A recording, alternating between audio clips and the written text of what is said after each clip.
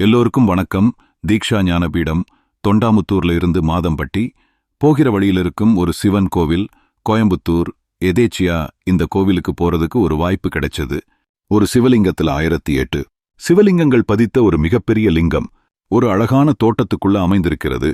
பொதுவா எல்லா கோவில்களிலும் அதை தொடக்கூடாது, இதை தொடக்கூடாது என்று பல கட்டுப்பாடுகள் இருக்கும். ஆனா இங்கே அந்த மாதிரி எந்த கட்டுப்பாடுகளும் இல்லை.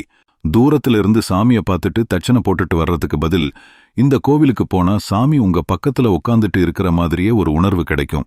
அது மட்டும் இல்லாம இந்த சிலையில நீங்க பார்த்துக்கிட்டீங்கன்னா சூரியக்கலை, சந்திரக்கலை, நடுவுல போற வாசி யோகம், அதை பத்தி தெளிவான அந்த லிங்கத்துல இருக்கு.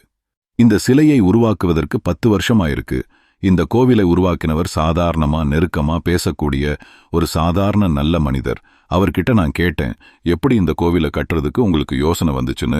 அதுக்கு அவர் சொன்ன பதில், இந்த இடத்துல தூங்கிட்டு இருந்த டக்குன்னு யோசனை வந்துச்சு, கட்டிட்டேன் அப்படின்னு சொன்னார். உண்மைய சொன்னா இவர்கிட்ட தான் கடவுள் நிஜமாலுமே பேசியிருக்காரு என்று எனக்கு தோன்றியது. அசைவம் சாப்பிடாம எல்லா ஆகம விதிகளையும் செய்து மனம் செம்மையாக விட்டால் கடவுள் மட்டுமல்ல, யாருமே பேச மாட்டாங்க. மனம் அது செம்மையானால் மந்திரம் எதையும் ஜெபிக்க தேவையில்லை.